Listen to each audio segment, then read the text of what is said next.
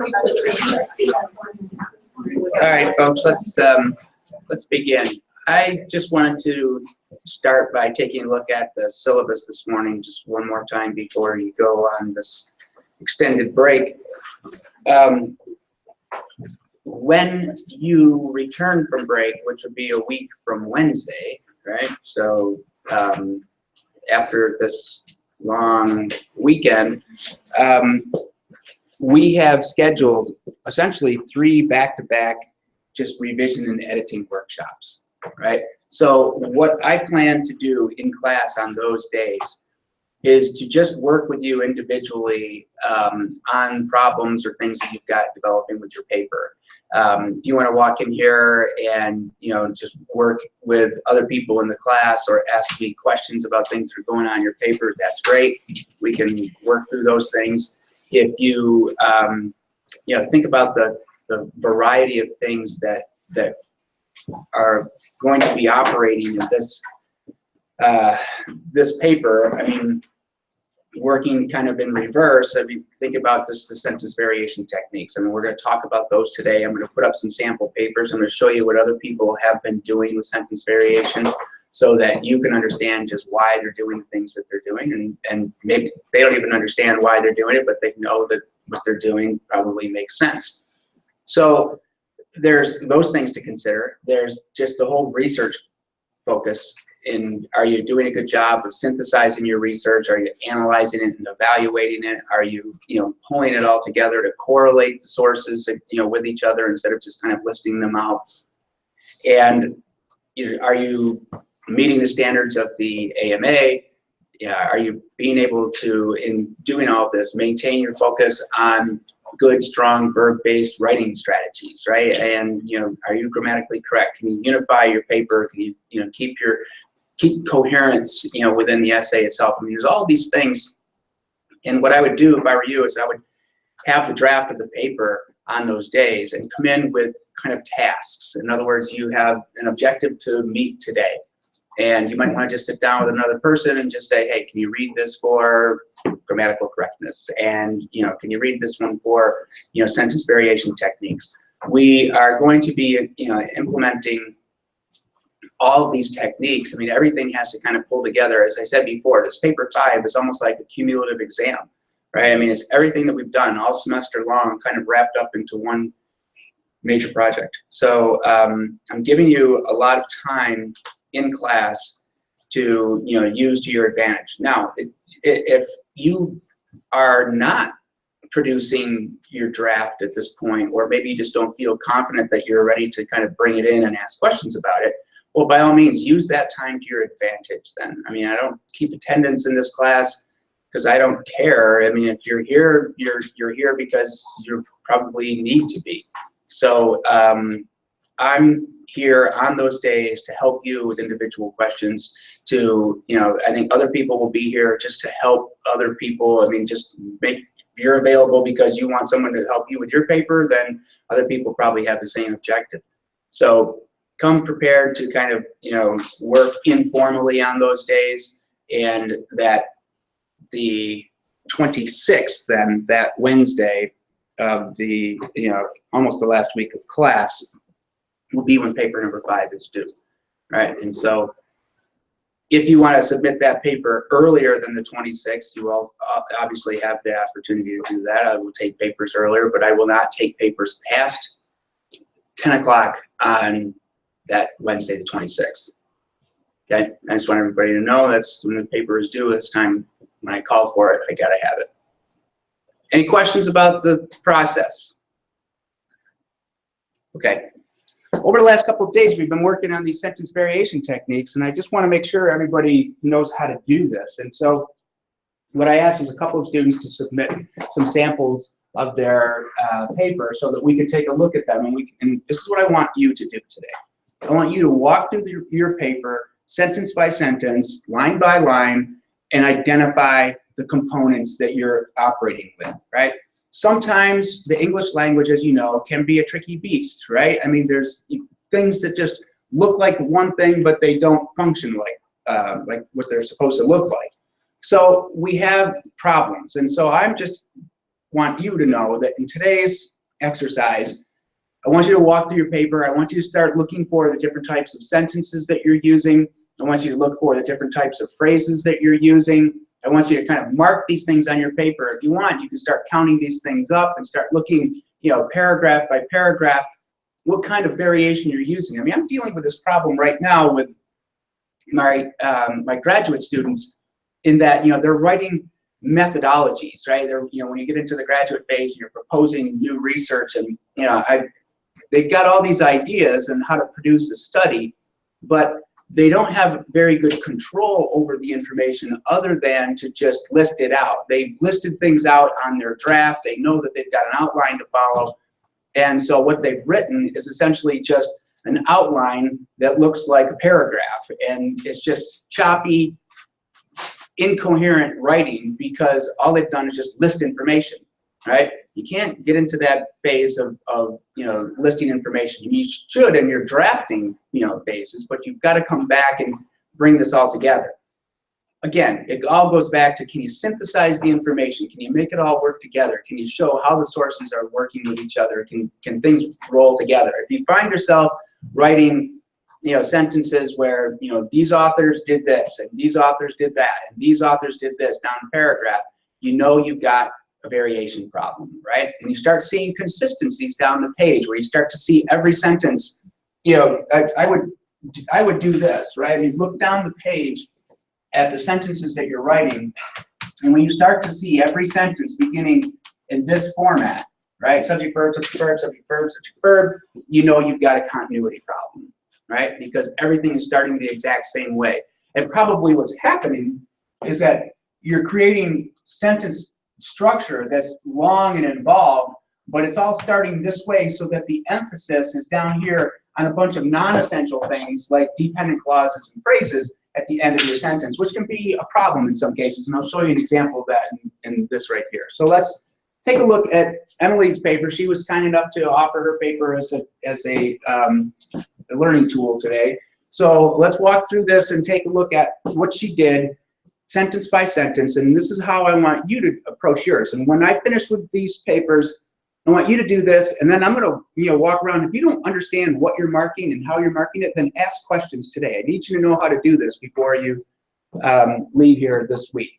All right, her first sentence: osteoarthritis is a disease that causes a breakdown, right? So if you take a look at this, here's her independent clause right here.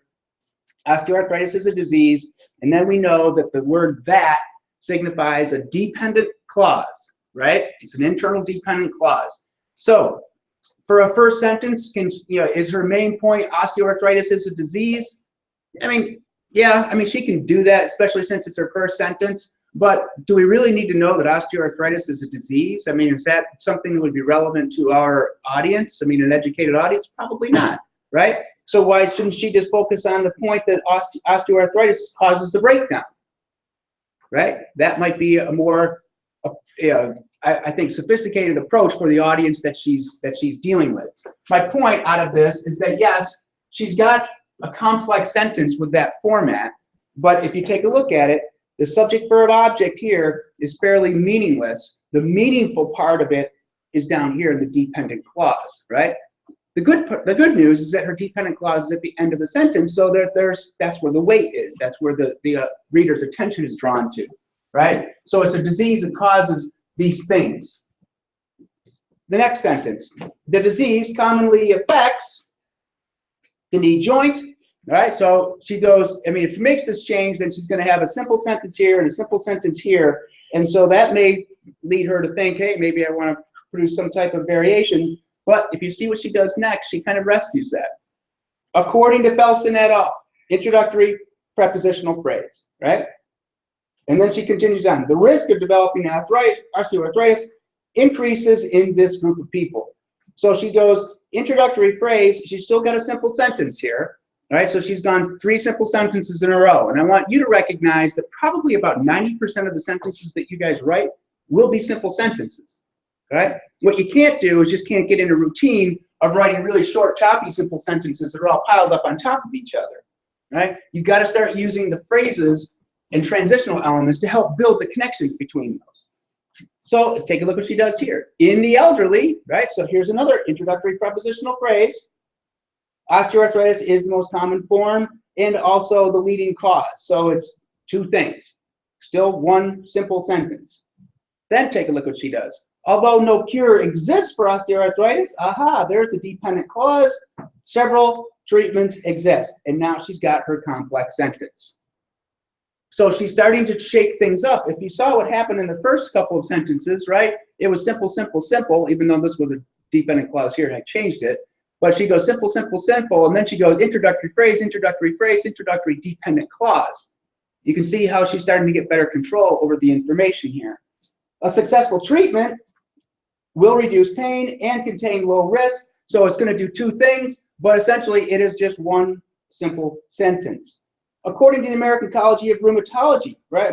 American College of Rheumatology, this, according to folks, is another prepositional phrase. You're talking about in accordance with, right? So according to, even though it's an ing word and it looks like a participial phrase, it's not.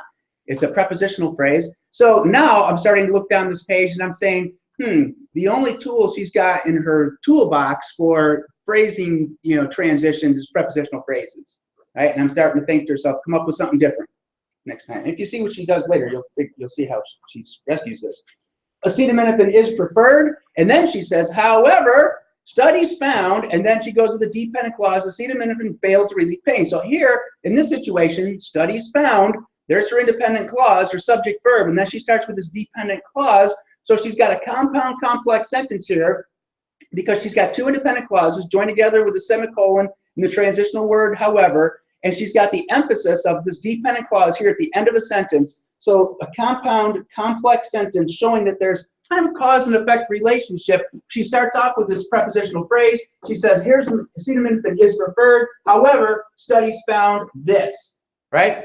And that really, if you take a look at it, I mean, it's a pretty complicated sentence structure, but it seems to me like she takes this really complicated sentence structure and this becomes like almost the most important part of her sentence right now, or through her paragraph, right? It's like all of a sudden, here it is, guys, this is what we're talking about. We're going to start looking at these issues, right? So because she starts controlling the sentence flow, and she does it with this compound sentence, this semicolon, however, it's almost like she's breaking the mold that she's been using and she's transitioning into something new, and that's drawn attention to it. It's like my attention as a reader goes toward this sentence because it's new and different than the forms that she's been using.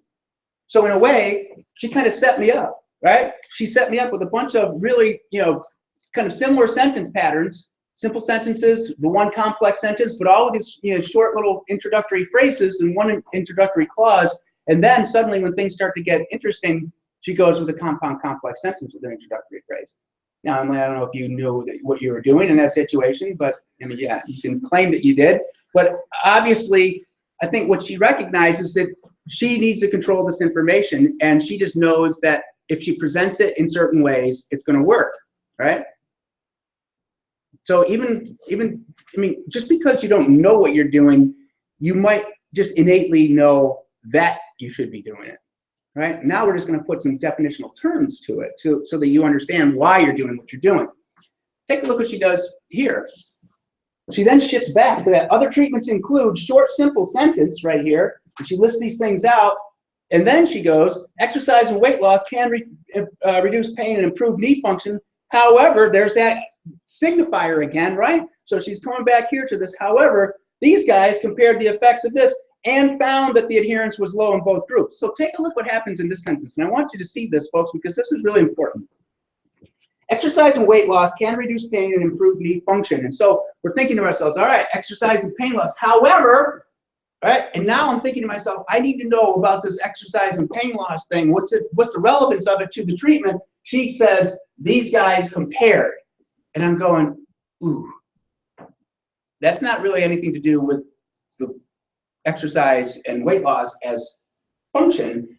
What's important is down here, the dependent clause. Patient's adherence was low, right? So what she should be doing is she shouldn't be trying to put this, because the emphasis comes right on this. These guys compared the effects of this, of analgesic use to exercise, right? So she's putting the emphasis on that, and then the dependent clause is here. Now, the most important part of the sentence is at the end of the sentence in the dependent clause, which is good. The problem is the subject verb, the action orientation is that these guys compared two things. And I'm going, wait a minute, let's make this less relevant and make this the more relevant part. So why wouldn't she say something to the effect of exercise and weight loss can reduce pain and improve knee function? However, in the study where Holzgaard, whatever, compared these two things, exercise or patient adherence was low.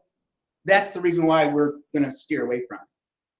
See what my point is, that reduce this part because that's really not important, right? That they compared these two things. What's important is that they found the patient's adherence low in the exercise studies. So I'm taking a strong paper and making it good, like really good, right? By doing this. That's what I need you guys to be, right? We need you to recognize I can strengthen my work if I think about things more in the terms of this, of how we're contextualizing our information. So that's another compound sentence. There's, compound complex with the dependent clause there. And then she says, exercise as a treatment requires this, which explains. So here's her complex sentence, which again, dependent clause at the end of the sentence. It's a non-essential one, right? Which I'm thinking to myself, okay, at this point, she's going to have this non-essential dependent clause.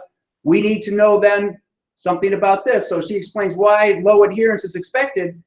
Then she says the study concluded no significant differences. So in other words, that low adherence and no difference make this kind of a treatment we don't want to follow.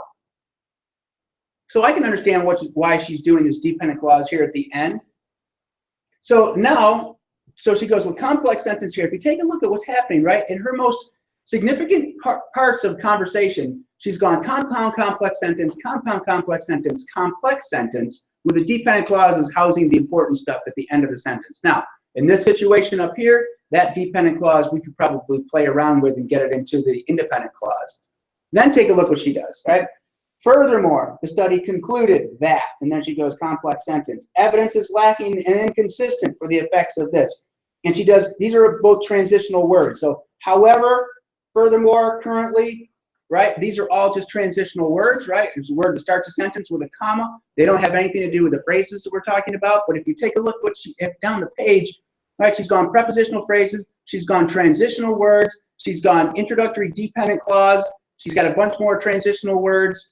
Right? In terms of just looking at this paper as a whole, right, I'm thinking to myself, yeah, she's done a pretty good job of managing the information across the page, right? She starts off with a bunch of simple sentences, and then she transitions into all these other types of sentences. She's got a short, simple sentence in the middle here, right, with this one. She goes back to that simple sentence structure, but then she's right back into the compound complex, right? This is a pretty good example of how sentence variation can work. Right? She's controlling the reader's response to things. This is what I need you to do, right? Walk through your papers, take a look at what you're doing and how you're doing it. Take a look at this example, right? And now Hannah's paper is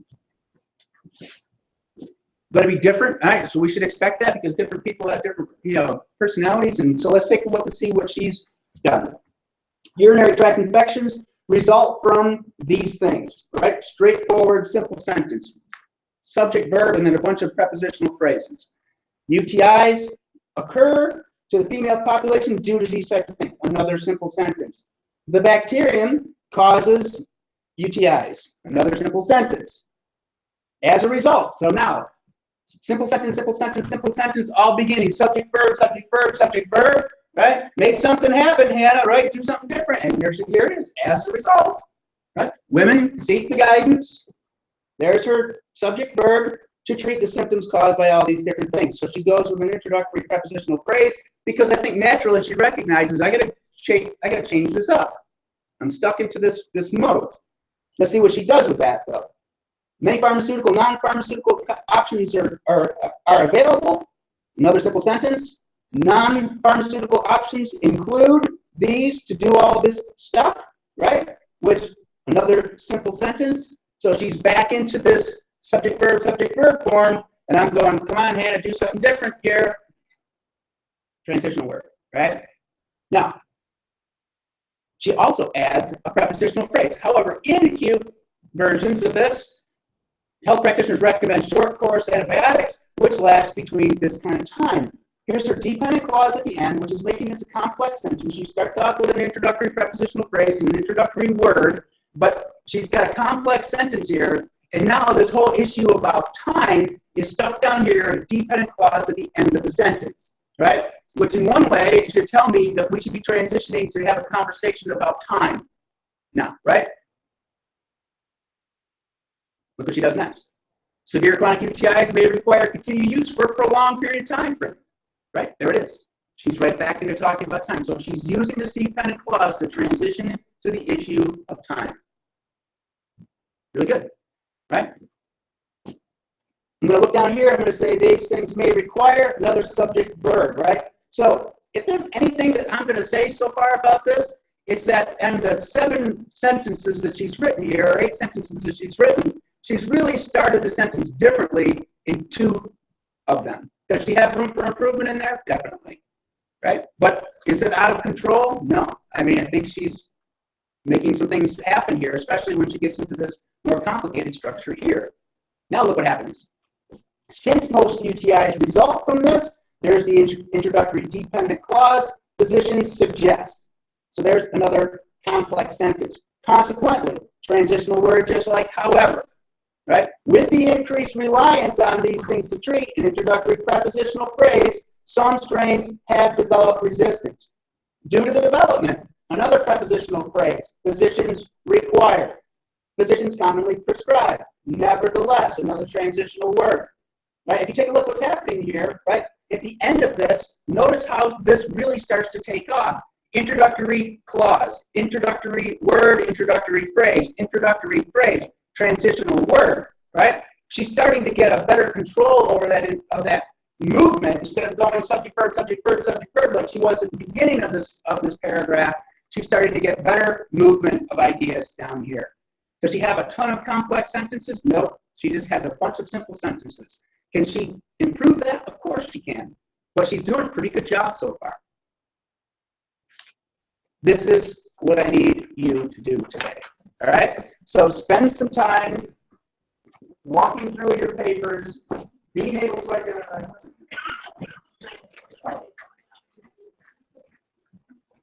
Take some time to look at the structures that you're using. If you don't know what you're doing, ask questions, right? If you want to exchange papers with somebody else's paper, I mean, that makes it easier for you.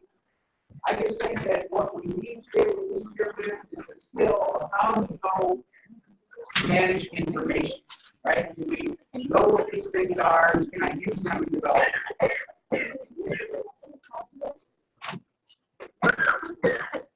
No, that's not going to be, because what that is really chronic. It's describing what the economy is, right? So because it is, I'm going to say that's right. So when you say, if you said chronic, you would say chronic, right? It's not going to be positively.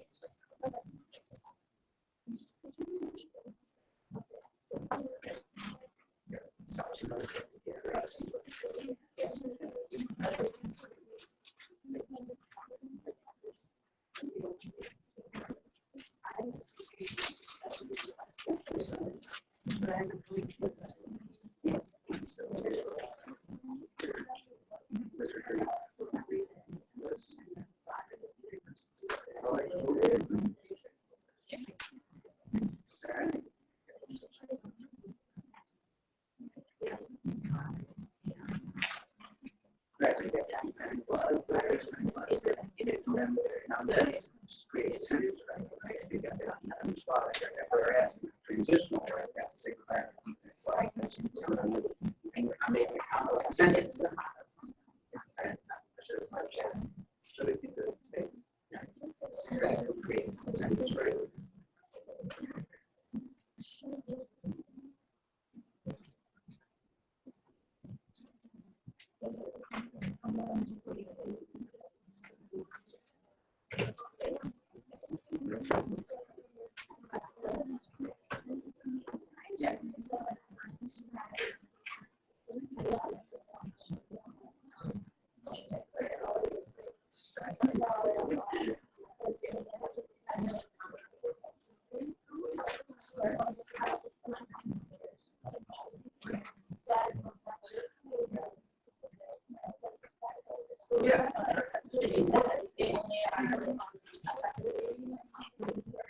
Well, I mean, that's demonstrated, right? That's what we might be able to show is that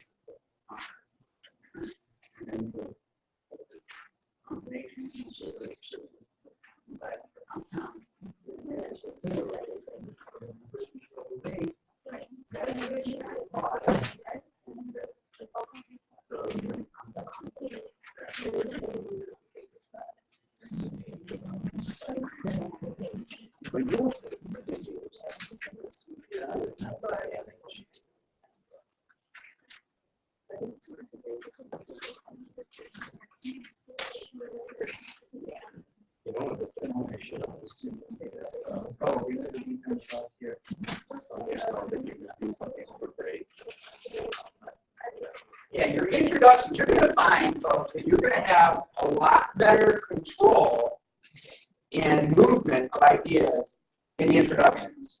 The part where you're going to break down is going to be in the analysis of the data. That's where you're going to start seeing your sentence variations come to a screeching halt. There's going to just be a lot of subject verb stuff because it's more difficult to handle.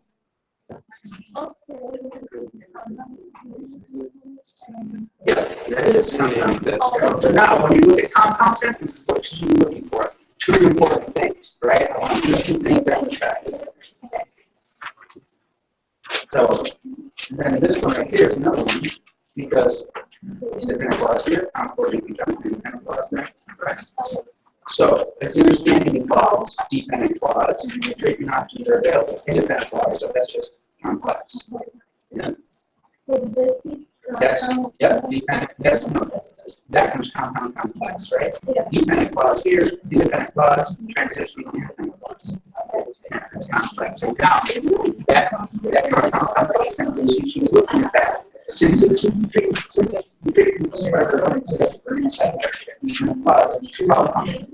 this happens, however, something else happens. Yeah. Two things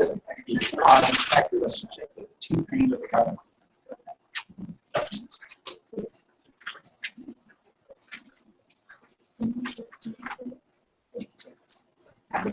Count some things up at the end of the page or at the end of the paragraph, right? I mean, what you might want to do is just, count up what you accomplished in that paragraph. And if you have, a whole bunch of simple sentences, do you have control over those simple sentences with transitions? If you don't, well, then you've got reasons to start, reevaluating.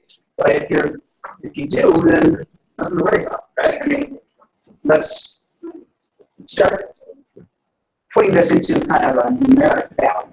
Right? How many complex sentences, right? How many such simple sentences? How many phrases, right? What kind of phrases are you using? How many prepositions versus are you using gerunds? Are you using participles? Are you using any of those other things that we know are operational out there? And just leaving those things out.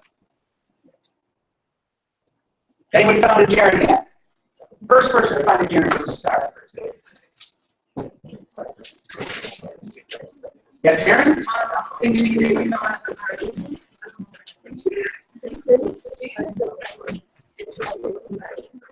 part of what you're saying here. It's the same formula to ask this like that. Yes. Yeah, Karen? Whereabouts is it? Yes, here we go. Here's the Jared. Look at this. This is exciting. Eliminating the presence of breaks in the esophageal mucosa decreases the likelihood. There's the gerund. ING word acting as the subject of the sentence. Eliminating decreases the likelihood. Here we go. Notice all these other words, the presence of breaks in the mucosa, right? That's the gerund phrase, right, all the way up to the verb. But the gerund is the ING word that's acting as the subject of the sentence. The act of eliminating decreases the likelihood. Good. Anybody else got gerund? You should go. Thank you.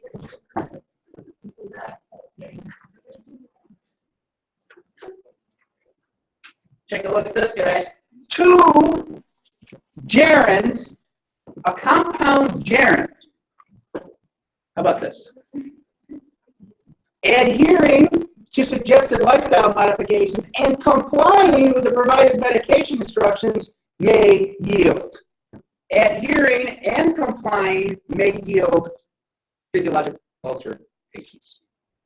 How about that? A compound subject.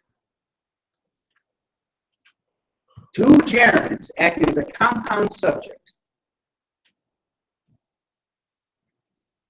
That's really special. That's like catching lightning in a bottle right there.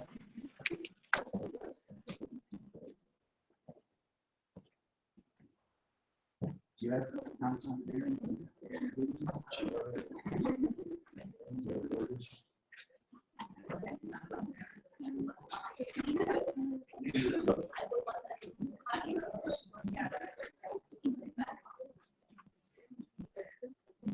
Yeah,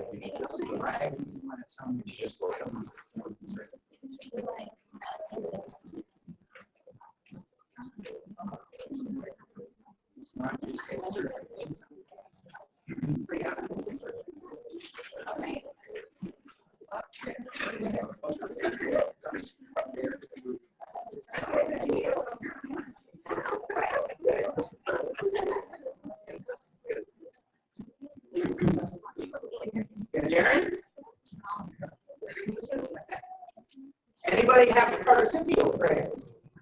You do? Not yet. Introductory participial phrase. Don't mean you can use that adjective without creating a modifier. Yeah.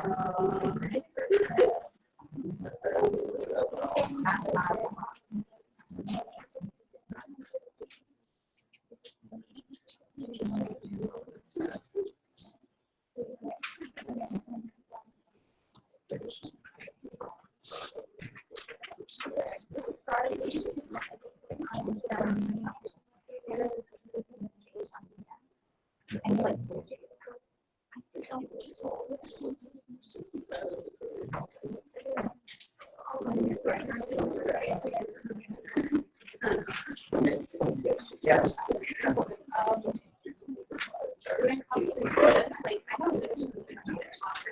No, it's not. Take a look at this, folks. This is exactly why we're doing this.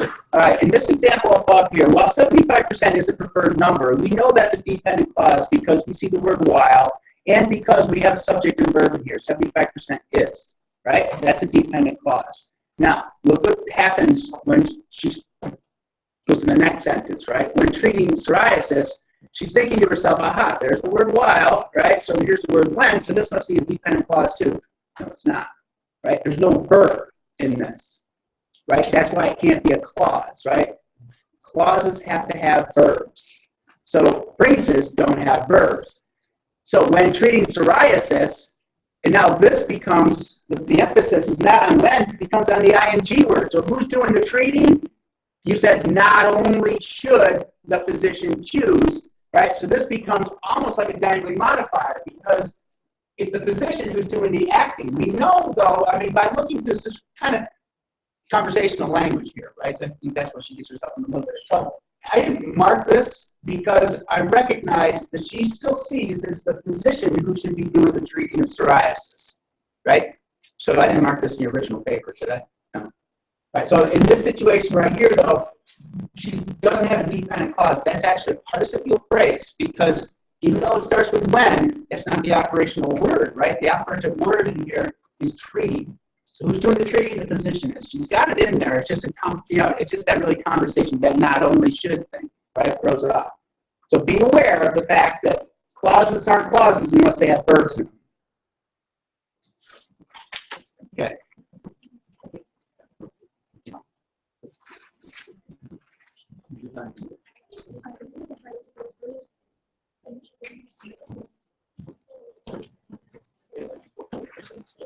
Take a look at this. This is not a participial phrase.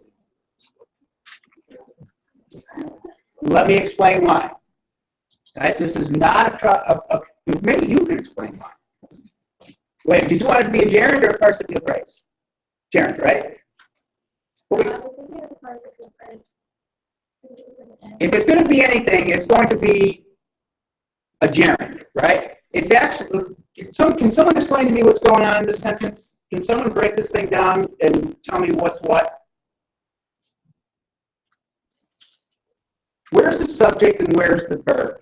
How about that? Let's go to the simplest things first. Where's the subject? Where's the verb? Is remaining the subject?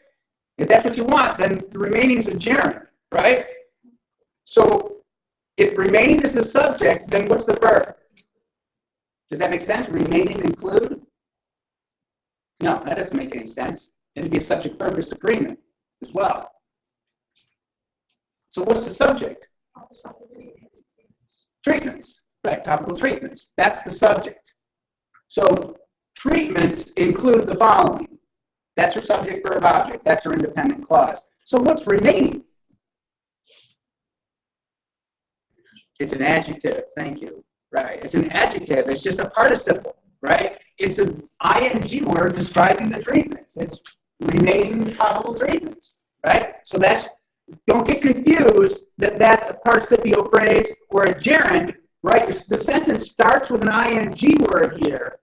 And you think to yourself, I've got a participial phrase or I've got a gerund. No, all you've got is an adjective describing your subject because you still got to go break it down. Where's my subject verb? Treatments include the following. Figure out your independent clauses, folks. These are great questions and things that you're bringing up, right? Because I need to recognize this stuff. How to identify what's not something that's just a word that's getting identified what it is. That's preposition. During is showing relationship, right? In, on, over, under.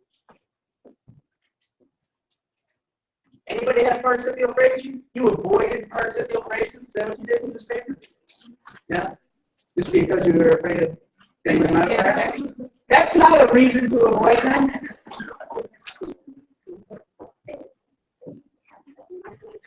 Yes. All right, here we go. Here is the participial phrase failing to do its job, right? Which makes this a dangling modifier. Considering, right, this is the adjective, considering the inadequate cure rates of bacterial ALM and insufficient data on the clinical efficacy against the pathogens causing ALM, this drug can be concluded as ineffective. So what she's saying here is that this is one great big long participial phrase, right? Going from the ing word to the comma, that's the introductory phrase. Begins with an ing, that's an adjective. So now she's telling me that this drug is considering the inadequate cure rates. That's not what's happening, right? The drug's not doing it considering. So what is she doing in this situation? Can you explain to me what she's thinking in this introductory phrase? Tell me what she's up to. What is she thinking here as she's writing this? Who's doing the considering? I don't know, right? I mean, and if that's the case, I don't know if I don't think the provider's doing this. I don't think the physician's doing this. I think you're doing this. I think you're telling me a story. Hey, I was considering these things. That's why I came to this conclusion. Right? You're writing in the diary here. I don't want to read that. I want you to focus on these things. So you would have to say, I think Eric's right, you're going to have to say here that if you're going to use this introductory phrase, then it's got to be physicians or provider or whoever. They're the ones who would conclude that this doesn't work or this does work. Right? But that's the participial phrase. Right? And she gets off track because it's so long, but ultimately, you don't need to tell me what you're thinking. Just do it. Right? Tell me what the research says. All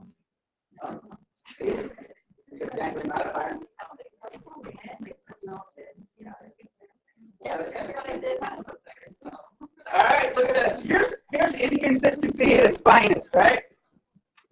Take a look at this one. Back-to-back sentences, same situation, right? After analyzing multiple studies on both topical steroids and TCIs, so now she's telling me, hey, I was doing some analyzing, right? She's writing me in her diary, hey, I'm doing this. Both treatments are, because what she's saying is that the treatments would have to be analyzing in multiple studies. That doesn't make any sense, right? So the treatments aren't doing it. So there's the dangling modifier. How did she get herself in trouble with that? Probably because of that. After, right? That looks like a preposition. But again, it's not, because this is the operative word. This is the thing, who was doing the analyzing? And she's saying treatments are. So nothing happened after, right? This is just treatments are. So there's the dangling modifier. Look at this. When assessing efficacious treatments, so now she sets herself up for the same thing, right? Another participial phrase. This time it's masquerading as a dependent clause. It looks like a dependent clause because of when here. But she does it right. Who's doing the assessing efficacy? The researchers are. Right? So in this case, she gets it wrong. In this case, she gets it right. Right? Where at that point, I kind of hit myself on top of the head and go, how could you not see that? Right? It's the same construction in back-to-back sentences. Why'd you get it right in one and not get it right in the other one? Not paying attention. Right? You're not thinking about these things. That's it. That's all. So that's why we're doing this. You need to think about these things.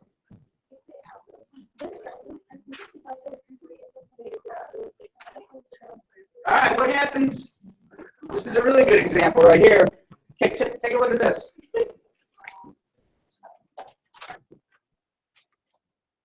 Oral treatments have higher risk factors because they're systemic, and AEs range throughout the entire body. Let's take a look at this.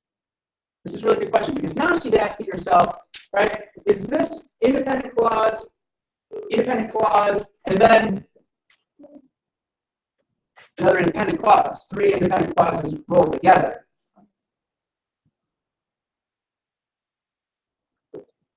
I need to ask a question about this. Because is this oral treatments have higher risk factors because of 2 things? Because they're systemic and AEs range throughout the body?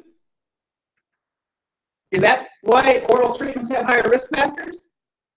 Or is it that oral treatments have higher risk factors because they're systemic, and it's a completely different thought, AEs range throughout the body? Do you see the problem here? Right? If you don't manage this correctly, what am I supposed to think? Right? Am I supposed to be figuring this out? Why? If it's 2 things, if it's because that oral treatments have higher risk factors because of 2 things, then what she should do here is say, they have high risk factors because they're systemic and because AEs range throughout the body. Do because and because, parallel structure, take that comma out of that coordinating conjunction. But if that's not there, how am I supposed to know where one independent clause begins and where another begins? Because I'm looking at this going, this is an independent clause and this is a dependent clause. I'm confused. right? You control that situation by putting because, and there's no questions. But right now, I'm looking at that going, I mean, I didn't mark comma splice on there because I'm looking at this going, I'm going to circle this because you should know that that's a comma coordinated conjunction and that should be separating two independent clauses. I'm not so sure that's supposed to be an independent clause. Yeah. That's right. I mean, I know it's not because of what we've been talking about, but I need you to see that without that, because in there, I'm confused about the parallelism of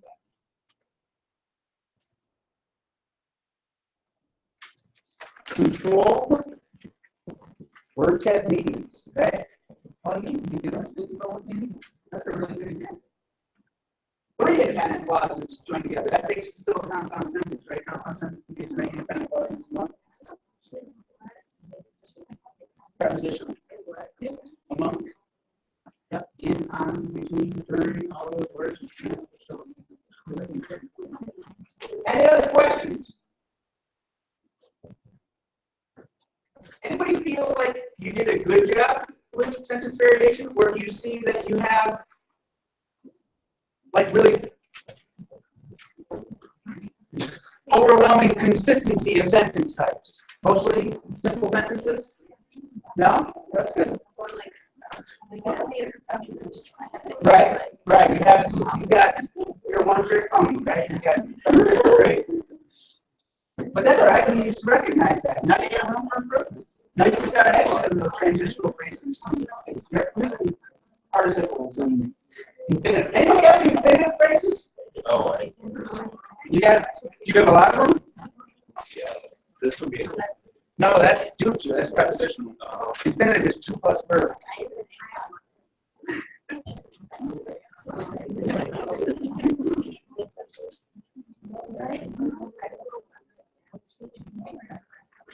Okay, so all these honestly, so right? So you can arrange that are different clauses, and then you put G kind of clause. That is located, right? And then the big series is another thing. So you guys go on this whole big, like string of subject, verb, and then dependent clause that are not essential. So all that is that non-essential kind of clause, non-essential sentence. That's probably, I don't know if it's important or not, but if it's important, then it's going to be leading into a transition about that list of things. Or if it's not transition, then you kind of emphasize or de-emphasize these things, you know, for whatever reason, you should probably de-emphasize them someplace else.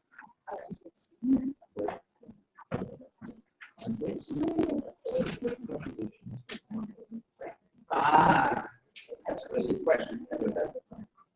Are you telling me what this is?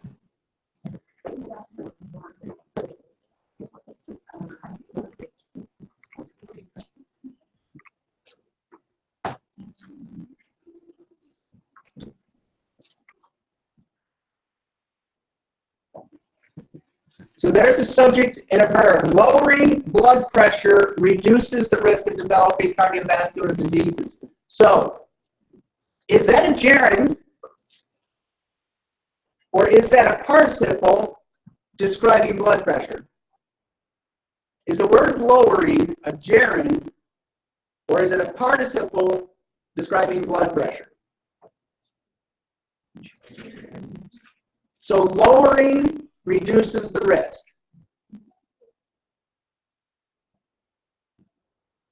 Okay. Good. That's tricky, right? I mean, you can think yourself, maybe it's blood pressure, lowering reduces. All right. If you don't have any more questions, right, I'm okay with us at this point. Kind of wrapping up. I need you to know what you're doing, right? I mean, if you can master this task, if you can just figure out how to control information as it comes across the page, right? You're 90% of the way there to being a professional writer, right? I mean, grammar, diction, management of information, right? I mean, then the other part is just the science and the context. I mean, you can do this, you can participate at any level. So is that it? To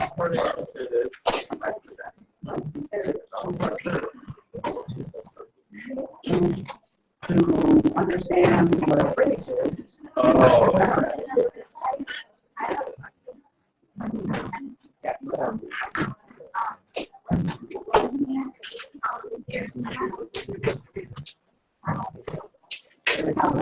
No, I'm sorry, you got two kind of questions. Yeah. That's what he comes out. Yeah, right. You will in your introduction look at your other. I know, That's right, because you don't have better control over it now, right? I mean, you understand the big picture in your introduction. When you get to the details of the research, it's much more choppy because you're just kind of reporting things. And that's what I'm saying. Don't let that sentence variation start to fall apart at that point. Keep it going, right? Keep control of that information. yeah, I see.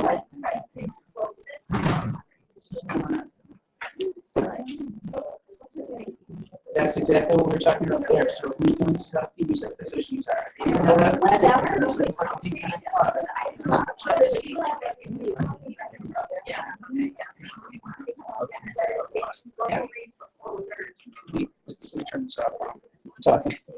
So, tell me about the